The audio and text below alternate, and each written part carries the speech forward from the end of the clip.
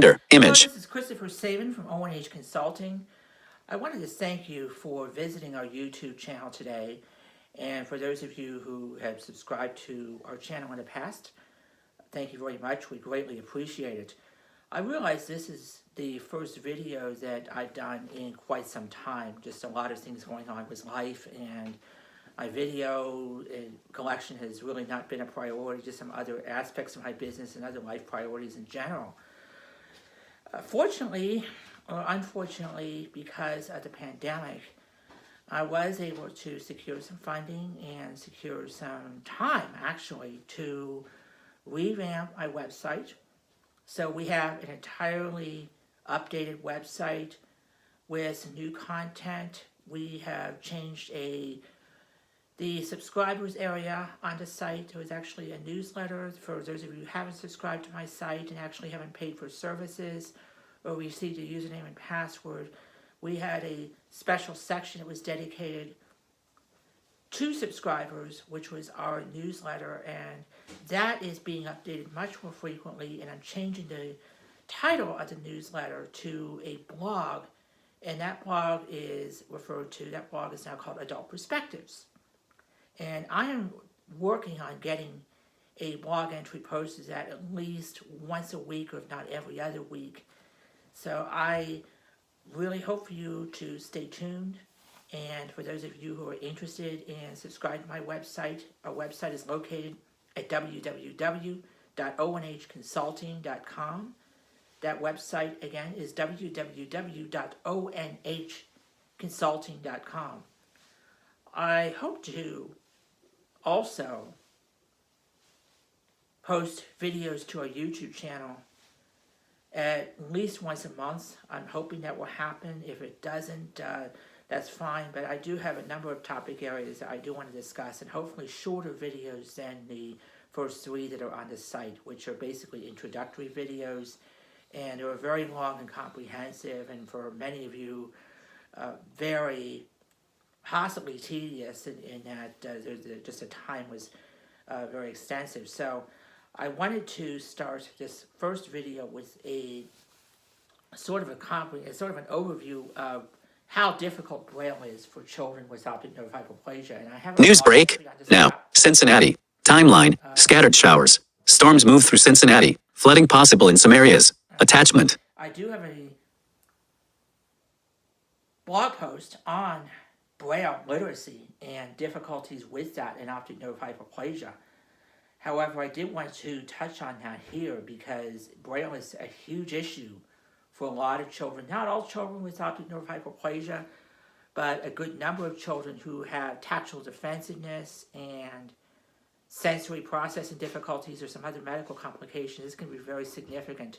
And typically, my experience has been that children with difficulty reading Braille, they have a lot of trouble with processing the Braille code. Braille can be an extremely abrasive texture, it can be rough, and it can be also very aversive. It can be very uncomfortable for a blind child who has additional differences like sensory processing or autism characteristics or what have you to really manage effectively. It also takes a lot of time. It also takes a long time for children with optic nerve hypoplasia, a lot of kids with O&H, to process written material or spoken material. Processing time is very slow.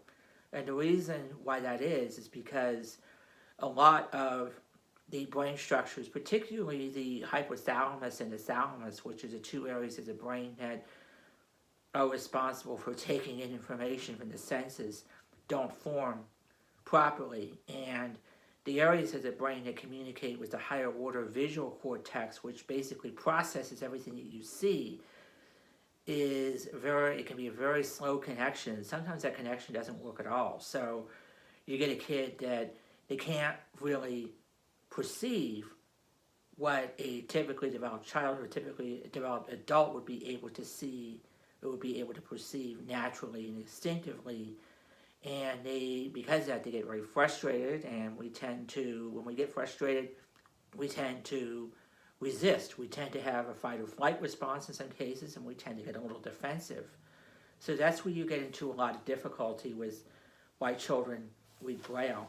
And I just wanted to demonstrate, I actually have a copy of some Braille materials from the St. Xavier Society for the Blind, which is where I get my information to attend Mass since I'm a Catholic.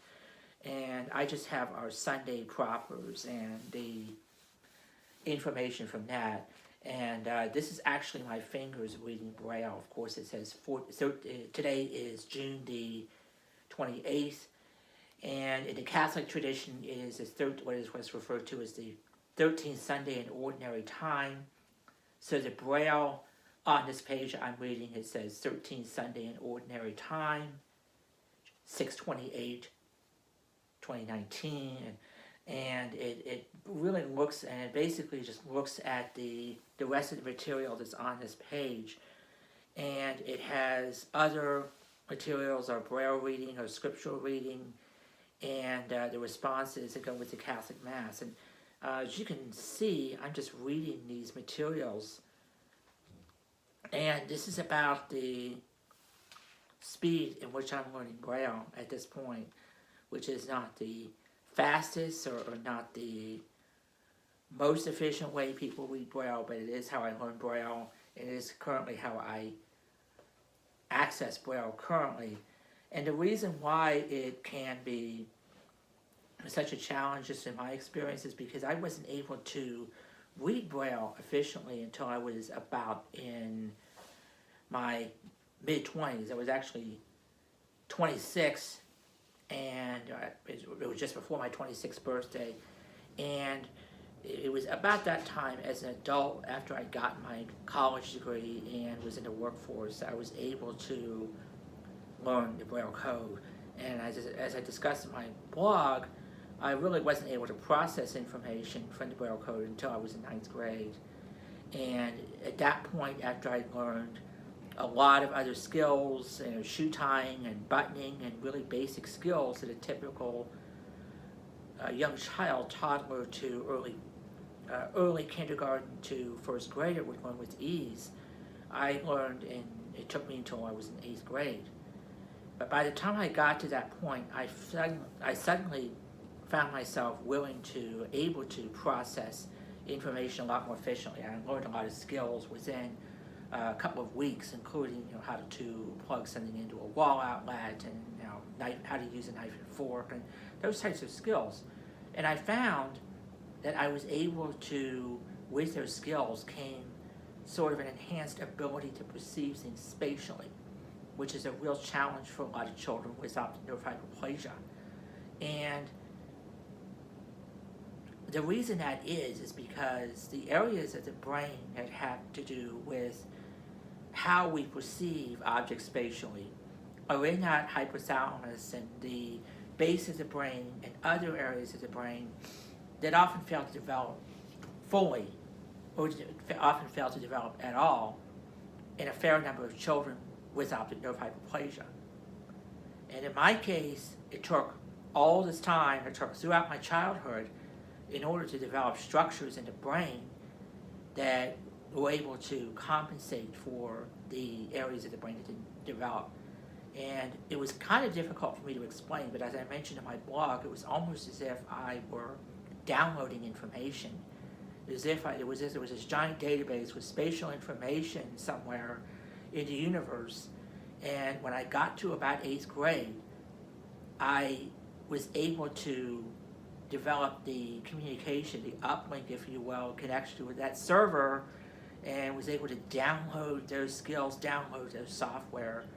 And it was interesting when I had downloaded those, whatever those you would call those abilities, I found I was able to process much more efficiently in memories of other attempts that I had learned Braille. I actually attempted to learn Braille, I tried to learn Braille when I was in preschool and attending a specialized program for the blind. And I found that a lot of those memories just sort of came back in a rush within a couple of weeks.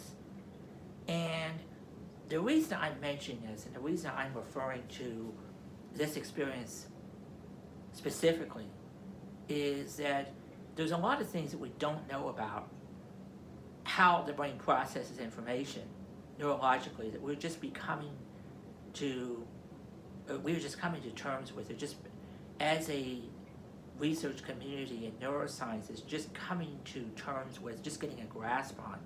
And one of the things that we're finally starting to understand is that areas of the brain that are responsible for reading visual information, reading print, are recruited in absorbing or processing information that comes through the senses, the tactile sensing that you feel with your hands if you're blind.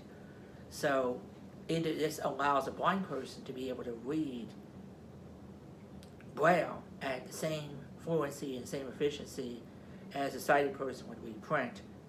And a typically developed blind child who is a fluent Braille reader, and I can tell you a lot of people I know who have been reading Braille since age 3 or 4, can tell you this, that they're able to read Braille, they're able to read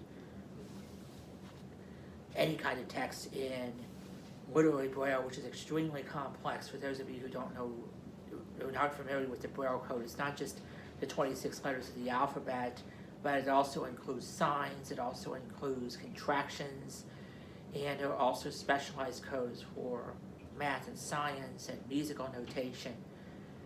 They're able to read Braille at the same level and the same proficiency as a sighted person reading print. So if you can read 300 or 400 words a minute, if you're sighted reading print, a typically developed blind child should be expected to read that in Braille if they're able to process efficiently, which can be a difficult thing for children with optic nerve hypoplasia or a lot of adults because of other difficulties that are not related to blindness, but how the brain develops the ability to process information. And so what happens is you have the visual cortex that is able to, which is basically the part of the brain that perceives what you see, including reading and pictures, and it also deals with objects spatially, doesn't develop fully, and the information that takes in information that transfers to the visual cortex doesn't develop properly. So you have, when you read, you have the back of the eye that processes information, and that all goes to the middle of the brain and then the thalamus, and that thalamus is basically like a telephone signal, a telephone switch that takes in calls, it takes in information from outside, and then it relays it to the proper place, which is the high order of the brain, and that doesn't work. That communication line doesn't work, and oftentimes the communication between the thalamus, that base of the brain that takes in information, and what you perceive, the part of your brain that perceives sight, doesn't work effectively. And there is a lot of neuroscience, there's a lot of research that is looking into why that's the case. But it is not really focusing on children with optic nerve hypoplasia. The research thus far has focused on other causes, or other what are referred to as etiologies of blindness. And one of them is cortical visual impairment, which is basically cortical visual impairment, or cerebral visual impairment is what it's called, is what happens when you have a person who is blind due to a cause that is not related to the eyes. The eyes essentially work fine, the retina works fine, the iris works fine, the rods and the cones and the other structures of the eyes that we think of work just fine, but for whatever reason, there is something neurologically, something wrong with the brain that is not developed thoroughly, and that could be due to lack of oxygen at birth, or some other trauma or some other insult to the brain that occurred either during pregnancy or at birth, and that's referred to as cortical visual impairment. And we're finding now that a lot of children with cortical visual impairment, or CVI is the acronym for it, have some of the same challenges processing information spatially as many children with optic nerve hypoplasia, and they also have tactile defensiveness and slowed processing and what have you. There is a gentleman by the name of Lotvi Merabet, Merabet, and I have a link to his research on my blog, which is located at onhconsulting.com, that is doing a lot of research into CVI and cortical visual impairment and what strategies can be used to help children compensate for some of the difficulties, such as spatial processing difficulties and sensory stuff that go along with having CVI. We believe that many of the same strategies that work for kids with CVI may also work for children with optic nerve hypoplasia. And for further information about that, you can certainly go on to ONH Consulting, click on Adult Perspectives, and in my latest blog post, which is Why is Braille So Difficult for Some Children with ONH, which was I just released it about 10 days ago on June the 16th, is on that. You can click on that for further information. And that also includes links to Dr. Merabet's presentation that he did on comparing outcomes, reading outcomes, and neuroplasticity is the name of the field that he is researching, his field of neuroscience. Children who have cortical visual impairment versus children with other types of visual impairment, what are referred to as ocular visual impairment. Now, ONH is ocular visual impairment, but we also believe, because ONH has a neurological component in a lot of children, that the difficulties that some children have are related. And we need to research this. We have 70% of children, 70% of adults who are working age are unemployed, and the vast majority of children and adults who are employed are Braille readers and are proficient Braille readers, have been since childhood.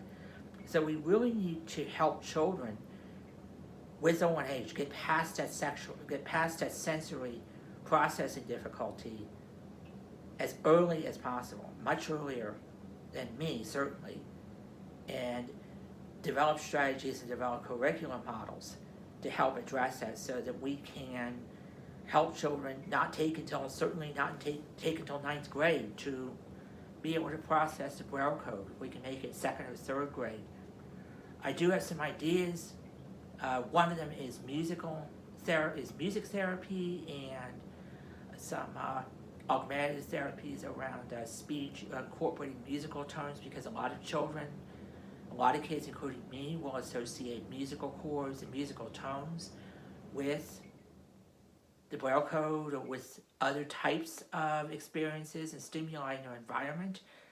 And I discussed that in this blog. And I also think that there are some other types of therapies, such as ABA, applied behavior analysis, may work in some children who are farther along in the autism spectrum. But we don't know, just because we haven't done the proper studies, we haven't done the proper control studies and the proper research, the proper protocols, because there is no funding, there is no understanding, and there is no understanding of grantors and administrative organizations and government organizations that fund the research on this stuff and how we can allow our kids to thrive in the community. For those of you who are interested, you can certainly check out my blog, interested in further information, which is at onhconsulting.com. You can access that. You would click on Adult Perspectives, which is my blog, and it's the most recent blog entry, which is entitled, Why is Braille So Difficult for Many Children with Optic Nerve Hypoplasia? I also want to encourage any of you who need my services. You can access www.onhconsulting.com and click on subscribe and go through that process. Our fees are very reasonable. It's $25 for the first hour consultation. And we provide IEP consultation, general services, like if you have any questions that are specific to any aspect of optic nerve hypoplasia, If I can't help you, I can certainly direct you to anyone who can and do so immediately. So I would encourage you to do that. And if you can't pay, you can always certainly click on Contact Us, and we can work with you.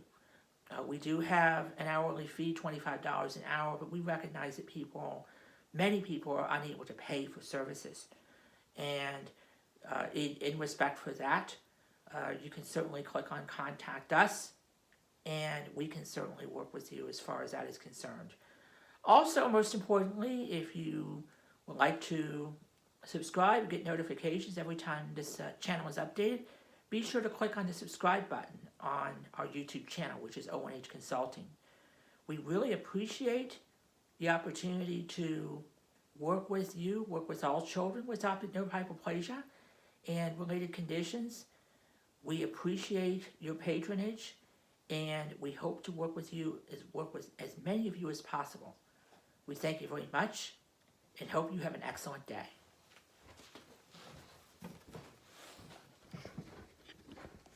"21 minutes, 4 seconds.